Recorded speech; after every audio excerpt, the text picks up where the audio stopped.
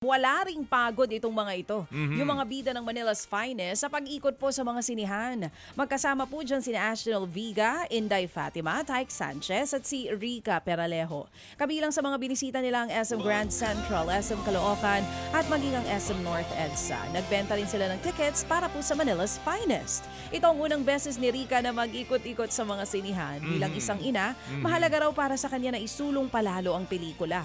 Pag-amin pa ng aktres, mas na-inspire raw siya sa kanyang pagbabalik showbiz dahil sa ganitong mga klaseng pelikula. Mamayang hapon, sina Piolo Pascual at Tyke Sanchez ang bibisita sa SM City Clark sa Pampanga.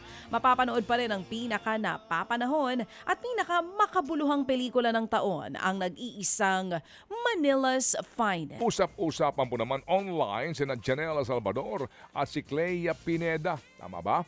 Spotted kasi ang dalawa na nagpa-party-party na magkasama sa La Union. Sa mga videong kumakalat, makikita ang dalawa na nagsasayawan. Sa isang video halos mag-kiss na nga sila habang kumakanta. Todo naman suporta ang kanilang fans.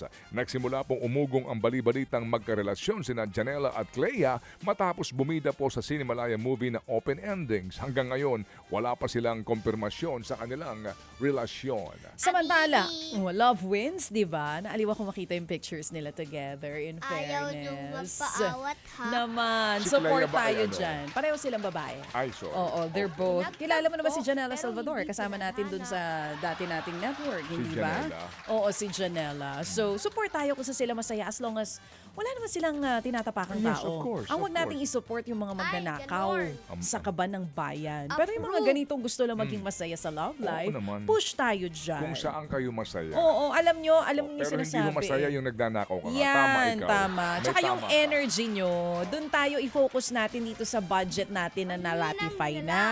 Huwag dito sa love life ng mga nasa showbiz. Dito na tayo. Sa pambansang issue po tayo, Ating ha? energy, ibuhos natin sa mga kawatan. Yan. Sa mga nasa Oo. itaas na mga magnanakaw. Correct. O ito.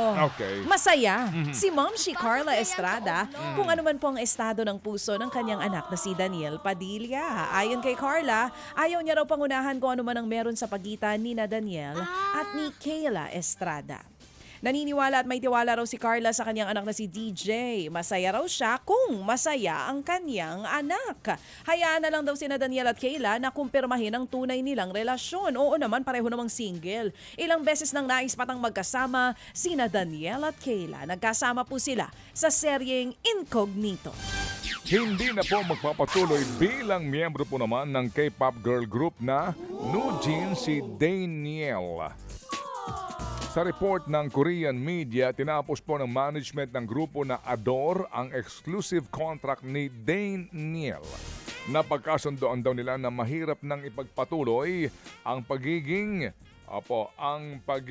New Jeans member ni Daniel at pagiging artist ng Adore. Kasunod yan ng legal dispute ng grupo sa kanilang kontrata sa Adore. Ireklamo din daw ho ng Adore ang isang family member ni Daniel na sangkot umano sa legal na mga dispute ng New Jeans at ng management. No comment pa dyan si Daniel. Talagang diin na diin yung Daniel, ha? Oo. Kung si Daniel nakikinig ngayon, nagising na siya sa pagkakadiin mo. Kung kasi- gaano kadiin sa magnanakaw, ganun din kay Kasi Daniel. baka magkamali ko sa Daniel. Tama. Daniel yan kasi ELLE eh. Kaya Okay. Daniel. O Okay. ito, inilabas na ang Nako, pang ilang kakaya dito, baby. Hinahanap kita dito. Huwag na. Inilabas na Huwag mo po. akong hanapin. Pas na ako dyan. Ay, tapos ka na dito? Sa bagay, taon-taon kasama ka dito eh. Paubaya Pero mo na baka yan. kasama ka pa rin dito. Paubaya mo na yan sa mga nakatataas. Ayun. 100 handsome faces of 2025 ayon sa TC Candler. Top 100 si Spider-Man actor Tom Holland na 5 beses na pong kasama sa listahan. Sumunod po sa kanya si Song Wei Long na bida po. Parang, Oh. Kita mo? Eh, Ayan kasing si ganda Songwei. Oh. Nya.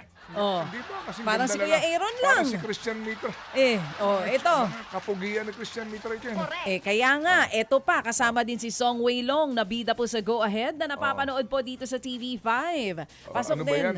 All original? All original yan. Oo. Kasama rin po sina Thai superstar Win Meta Win na pang 95. Twilight star Robert Pattinson sa 91st. At One Direction member Harry Styles pang 80. 78 naman po si Chris Evans na kilala bilang si Captain America at hinirang na sexiest man alive noong taong 2022.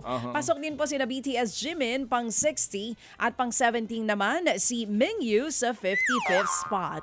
Pang 63 naman po si Ted Filon. Ay, nako, nasama ka naman pala dito. Ba? Nauuso mo pa si Captain America. 63 ka? Pang 78 lang si Captain America. Edad ko yun, 63. 63, sorry.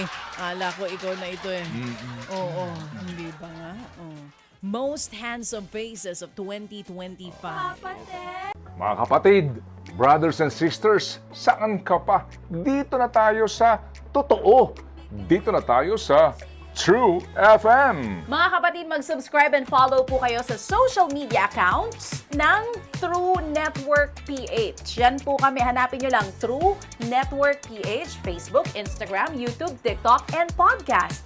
Mapa Apple or Spotify man yan, mahahanap nyo kami. Lahat ng mga napapanood at napapakinggan nyo po sa programa, nasa social media accounts namin yan. So, paano mga kapatid? See you sa social media!